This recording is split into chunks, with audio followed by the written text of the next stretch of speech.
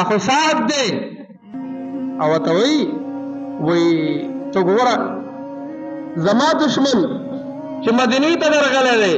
تاسو هغه له ځای ورکو تاسو به مال جان لګوئ تاسو سره مینه محبت ساتئ او ته دلته راځي او زما په کلي کې آزاد ګرځي وایي دا خبره ورته وکړه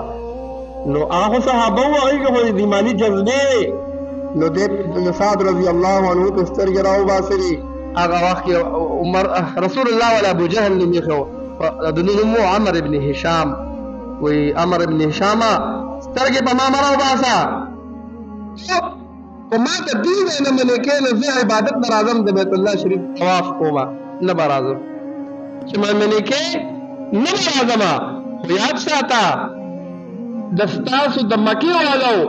ګذران چې دی دا په قافلې باندې تجارتي قافلې دي او ستاسو لار په کومه ده ستاسو لار